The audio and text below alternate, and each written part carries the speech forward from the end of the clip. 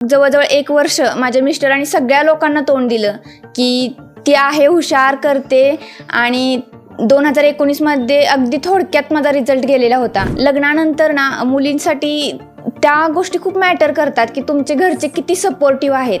2 जानेवारीला प्रिलिम्स होती म्हणून आम्ही लग्न 23 जानेवारीला घेतलं, पण आयोगाला मला ती एक्झाम देऊच द्यायची नव्हती.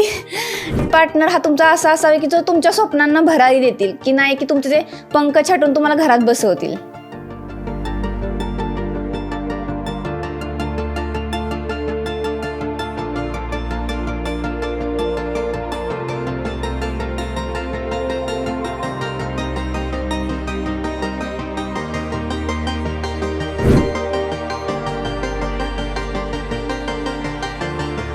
लग्न झालं की अभ्यास होत नाही, लग्न झालं की करिअर संपतं, असं अनेक मुली म्हणत असतात.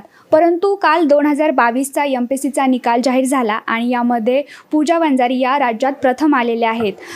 मुख्य म्हणजे त्या विवाहित आहेत आणि वैवाहिक आयुष्य सांभाळून त्यांनी हे यश संपादन केलेले आहेत.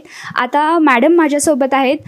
तर मॅडम, मी तुम्हाला आवर्जून हाच प्रश्न विचारेल की कुटुंबाच्या जबाबदारी सांभाळत तुम्ही हे यश कसं संपादन केलं, म्हणजे काय हे नेमकं, कशी साथ होती कुटुंबाची? अनेक मुलींच्या मनात ही हुरहुर असते की लग्न झाल्यानंतर माझ्या करिअरचं काय होईल किंवा लग्नानंतर मला व्यवस्थित अभ्यास करता येईल की नाही. सुरुवातीला माझ्याही मनात ते होतं, पण जेव्हा मी माझ्या पतींना भेटले तर तेव्हा एक मनात क्लिअर झालं की ते मला पाठिंबा देतील म्हणून अभ्यासाला. आणि लग्नानंतर मग मी अभ्यास जेव्हा करत होते तर तेव्हा माझ्या सासरकडच्या लोकांनी देखील मला खूप पाठिंबा दिला. तू हेच कर, तू स्वयंपाकात लक्ष घाल, बाकीच्या गोष्टी कर, असं त्यांनी कधीच सांगितलं नाही. म्हणजे माझ्या घरी जाऊ आहेत, सासू आहेत, तर त्यांनी मला कायम सांगितलं की तू अभ्यासाला जाऊन बस म्हणून.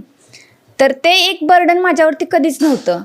आणि मला वाटतं की हे जे यश आहे ना ते एकटीचं नाही आहे. लग्नानंतर ना मुलींसाठी त्या गोष्टी खूप मॅटर करतात की तुमचे घरचे किती सपोर्टिव्ह आहेत.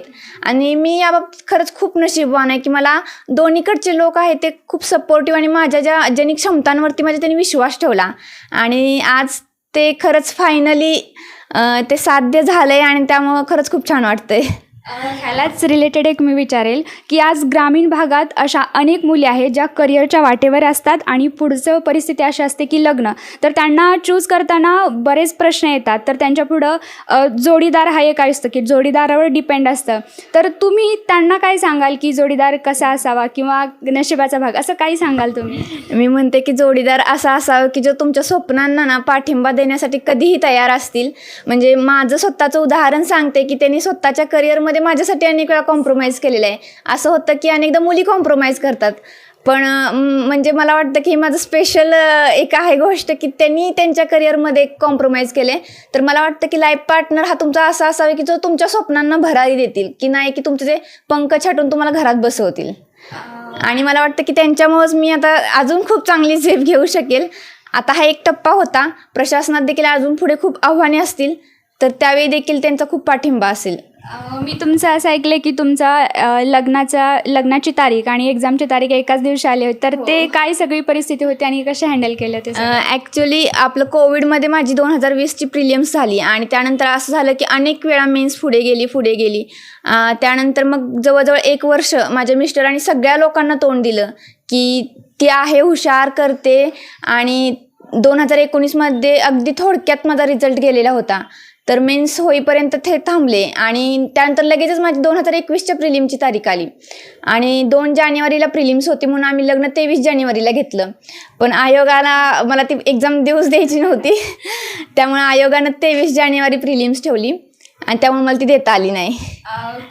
काल रिझल्ट पाहिल्यानंतर कुटुंबाची किंवा तुमच्या मिस्टरांची प्रतिक्रिया काय होती, त्यांना कसं वाटत होतं? ऑफकोर्स सगळ्यांना खूप छान वाटलं आणि काही क्षण असे असतात की ते आपण शब्दात व्यक्त करू शकत नाही आणि सगळ्यांच्या डोळ्यातच खूप आनंदाश्रू होते. ते खरंच खूप स्पेशल होतं. इतकंच.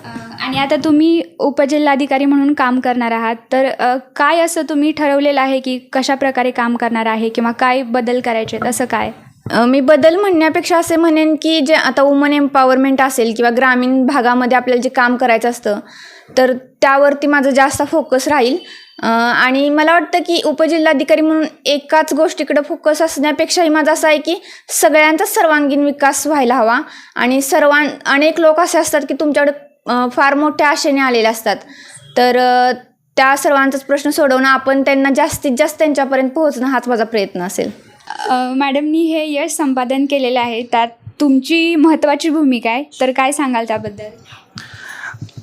माझं म्हणणं एवढं राहील की जर एखाद्याच्यात कॅपॅसिटी आहे तर तुम्ही त्याच्या कॅपॅसिटीचा पुरेपूर वापर करून घ्या, त्यांना साथ द्या आणि त्यांना जर तुम्ही प्रत्येक गोष्टींमध्ये सपोर्ट करत राहिला, छोट्या छोट्या गोष्टी असतात, ह्या काही जास्त मोठ्या गोष्टी नसतात, पण त्या गोष्टींना सपोर्ट करत तुम्ही जर त्यांचा कॉन्फिडन्स जर बूस्ट करत राहिला डे बाय डे, तर रिझल्ट इज हिअर ओनली.